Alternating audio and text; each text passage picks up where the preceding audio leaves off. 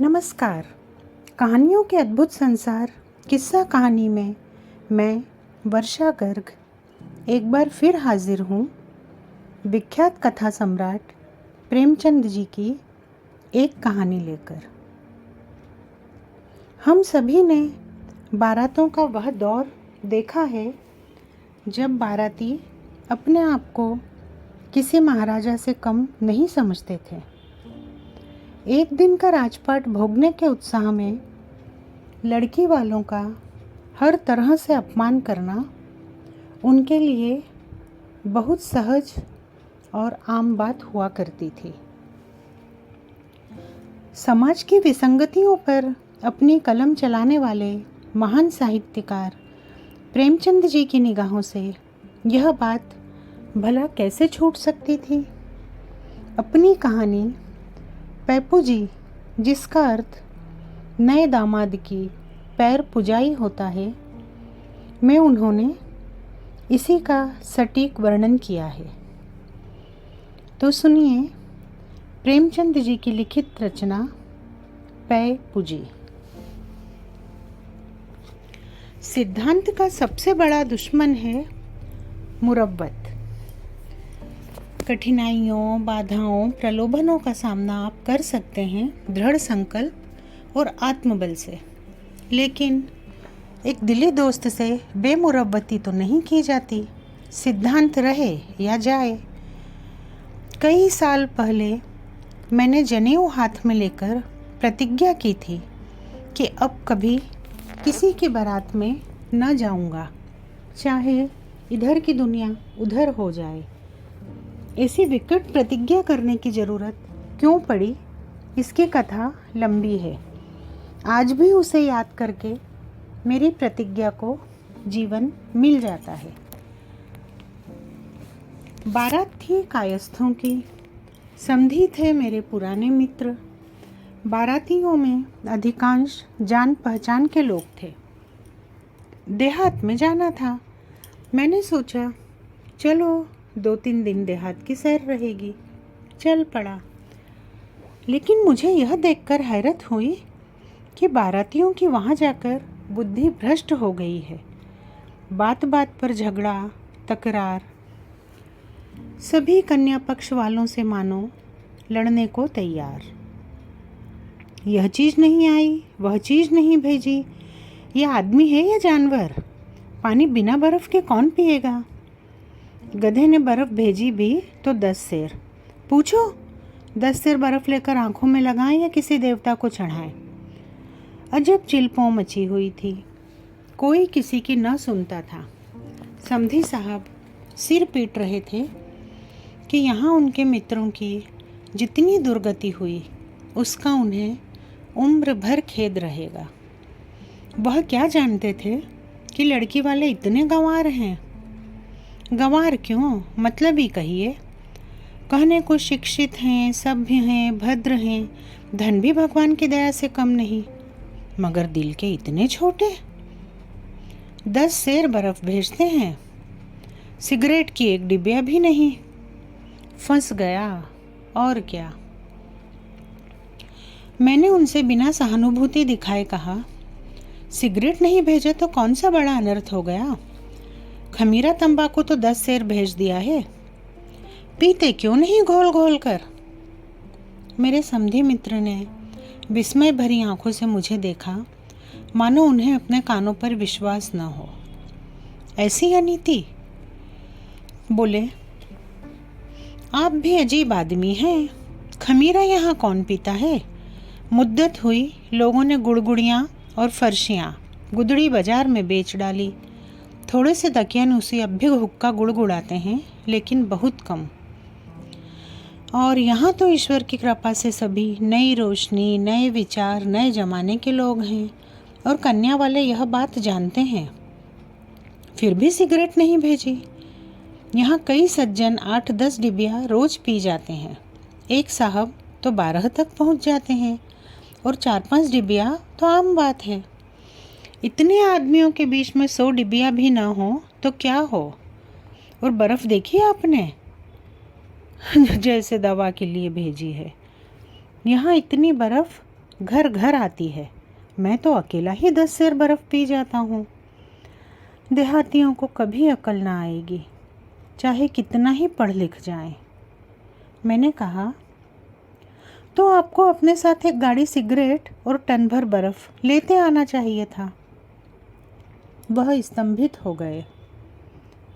आप भंग तो नहीं खा गए? जी नहीं, कभी उम्र भर नहीं खाई। तो फिर ऐसी उलझुल बातें क्यों करते हो? मैं तो संपूर्णतः अपने होश में हूँ।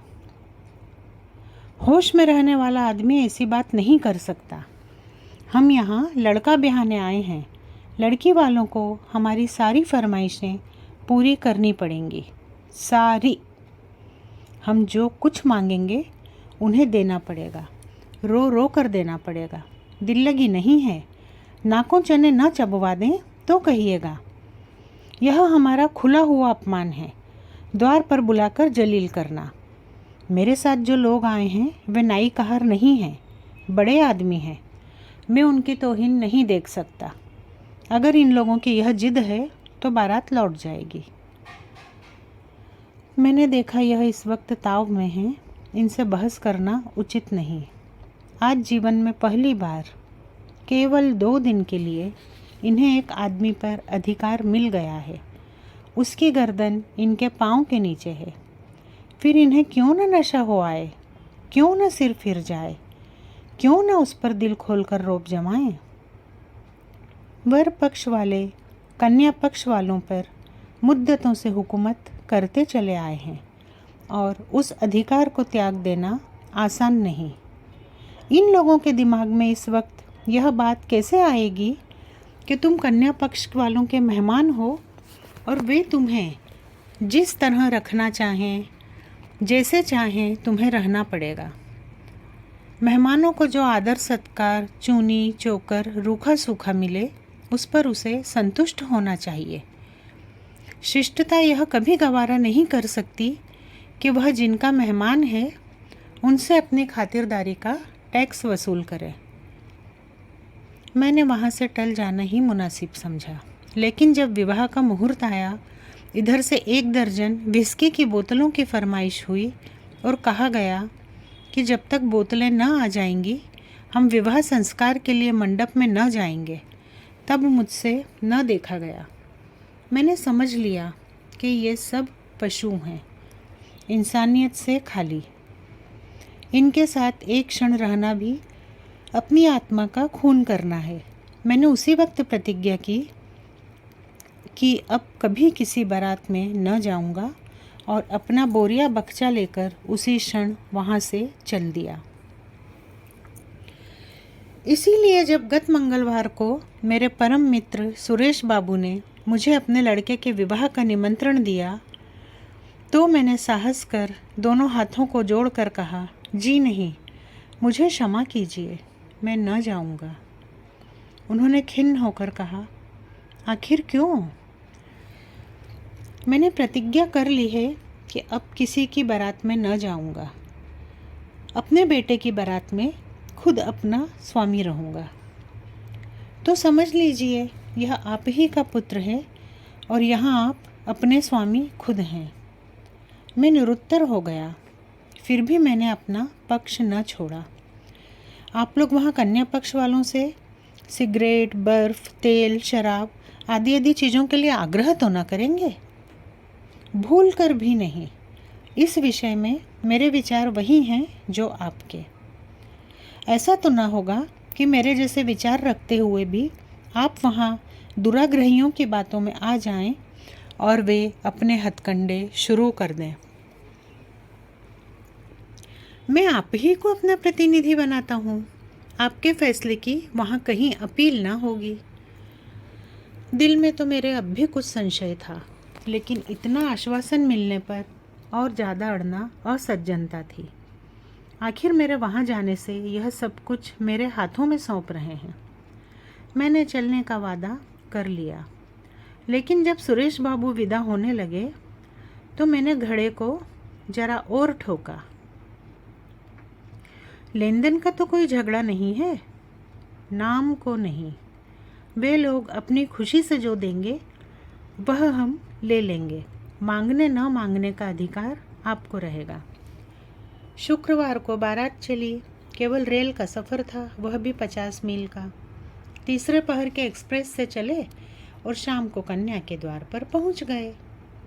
वहाँ हर तरह का सामान मौजूद था। किसी चीज़ के मांगने की ज़रूरत न थी। बारातियों की इतनी खातिरदारी भी हो सकती है, इसकी मुझे कल्पना भी न थी।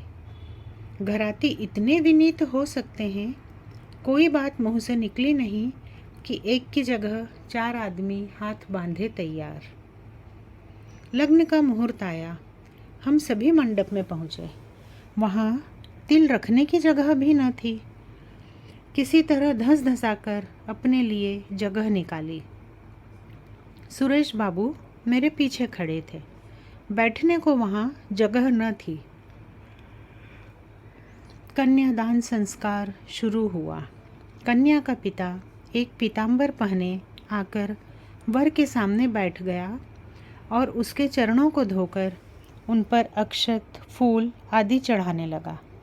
मैं अब तक सैकड़ों बारातों में जा चुका था, लेकिन विवाह संस्कार देखने का मुझे कभी अवसर न मिला था। इस समय वर के सगे संबंधी ही जाते हैं।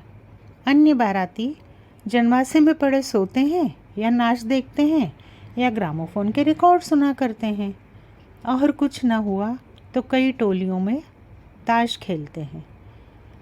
अपने विवाह की मुझे याद नहीं। इस वक्त कन्या के वृद्ध पिता को एक युवक के चरणों की पूजा करते देखकर मेरी आत्मा को चोट लगी। यह हिंदू विवाह का आदर्श है या उसका परिहास? जामाता एक प्रकार से अपना पुत्र है। उसका धर्म है कि अपने धर्म पिता के चरण धोए, उस पर पान फूल चढ़ाए। यह तो नीति संगत मालूम होता है। कन्या का पिता वर के पांव पूजे, यह तो न शिष्टता है, न धर्म, न मर्यादा। मेरी विद्रोही आत्मा किसी तरह शांत नहीं रह सकी। मैंने झल्लाए हुए स्वर में कहा, ये क्या अनर्थ हो रहा है भाइयों? कन्या के पिता का यह अपमान! क्या आप लोगों में आदमियत रही ही नहीं? मंडप में सन्नाटा छा गया। मैं सभी आँखों का केंद्र बन गया। मेरा क्या आशय है यह किसी की समझ में न आया। आखिर सुरेश बाबू ने पूछा, कैसा अपमान और किसका अपमान? यहाँ तो किसी का अपमान नहीं हो रहा है। कन्या का पिता वर के पांव पूजे, यह अपमान नहीं तो क्या है? यह अपमान नहीं भाई साहब, प्राचीन प्रथा है। कन्या के पिता महोदय बोले, यह मेरा अपमान नहीं है मान्यवर। मेरा अहोभाग्य है कि आज यह शुभ अवसर आया। आप इतने ही से घबरा गए? अभी तो कम से कम 100 आदमी पै पूजे के इंतजार में बैठे हुए हैं। कितने ही तरसते हैं कि कन्या होती तो वर के पांव पूजकर अपना जन्म सफल करते। मैं लाजवाब हो गया। समधी साहब पांव पूज चुके तो स्त्रियों और पुरुषों का एक समूह वर की तरफ उमड़ पड़ा। प्रत्येक प्राणी लगा उसके पांव पूजने। जो आता था अपनी हैसियत के अनुसार कुछ न कुछ चढ़ा जाता था। सब लोग प्रसन्न चित्त और गदगद नेत्रों से यह नाटक देख रहे थे और मैं मन में सोच रहा था, जब समाज में औचित्य ज्ञान का इतना लोप हो गया है और लोग अपने अपमान को अपना सम्मान समझते हैं, तो फिर क्यों न स्त्रियों की समाज में यह दुर्दशा हो? क्यों न वे अपने को पुरुष के पांव की जूती समझें? क्यों न उनके आत्मसम्मान का सर्वनाश हो जाए?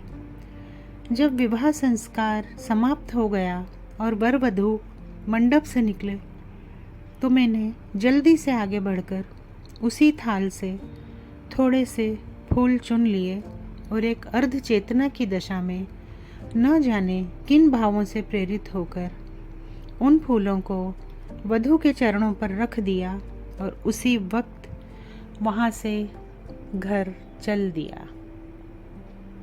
ये कहानी यहीं तक। अभी आप सुन रहे थे मुझसे यानी वर्षा गर्ग से विख्यात कथा सम्राट प्रेमचंद जी की लिखी एक कहानी पै पूजी पसंद आई हो तो चैनल को लाइक सब्सक्राइब करना न भूलें। फिर मिलेंगे एक नई कहानी के साथ। तब तक के लिए नमस्कार।